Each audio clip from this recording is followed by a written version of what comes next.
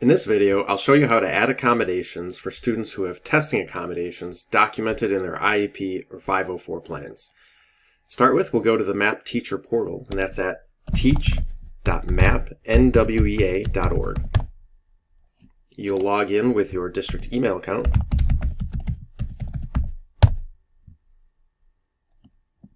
And on the left-hand side, we'll go to Manage Test Sessions.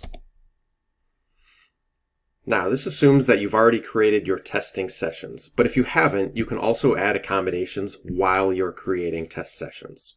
To find the test sessions that I've already created, I'll go down to Save Testing Sessions,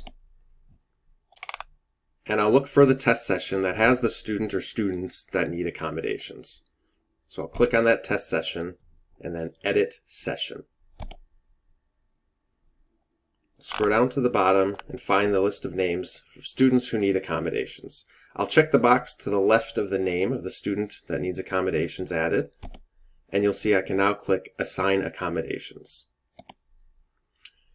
Now, I'm going to tread carefully here because the accommodations that you select are going to be dependent on the individual students. But some things to mention. First, you have your universal features for all students, and these are accommodations that you can offer for any of the students. So things like breaks or scratch paper. As you scroll down, you'll see you have designated features for some students, and underneath that you'll have text-to-speech. If you scroll down further, you'll see the accommodations for students with documented needs, and that's where you're going to select your accommodations. So notice that you have the text-to-speech again. This one is functionally identical to the one that you saw above. The only difference is that this one is underneath designated features for some students, while this one is specific for accommodations for students with documented needs. But functionally, they're exactly the same. Usually, you're going to select the text-to-speech option underneath accommodations for students with documented needs. If you are going to select the text-to-speech option, you want to make sure that you have all of these options selected so that the system will read all the answer choices, assets such as reading passages, questions, directions, questions, and prompts. The non-embedded accommodations are accommodations that a student may have documented in their IEP or 504 plan, but are not provided or embedded in the MAP system itself.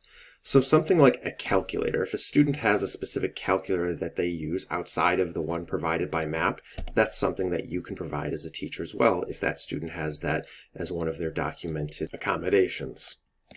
Extended time is another accommodation that a student may have documented in their IEP or 504 plan, but it's not something that is embedded within the MAP system itself. It's just something that you would want to check if that's something you'll be providing as a teacher to that student. Once you have all the accommodations for that individual student selected, you'll just click Assign. Notice that underneath Accommodations, this has been switched to Yes, and that indicates that that student does have accommodations assigned. If you forgot to assign accommodations to a particular student, you could also go back into the Assign Accommodations by checking the student, clicking on Assign Accommodations, and clicking on the accommodation that you forgot to add, and then clicking Assign again. Now, a couple things I want to mention. You can assign accommodations to multiple students at the same time, assuming those students should receive the same accommodations. You would just check the boxes next to the name of those students, and then click Assign Accommodations, and that would give the same accommodations to all the students that you had selected.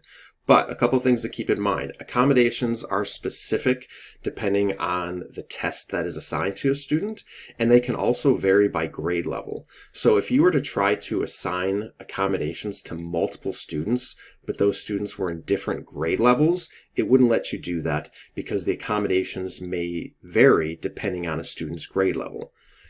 The same is true for having different tests. If students are taking different tests or they have different tests assigned, like you can see down here, we have one student is assigned a reading test while the other student assigned a math test.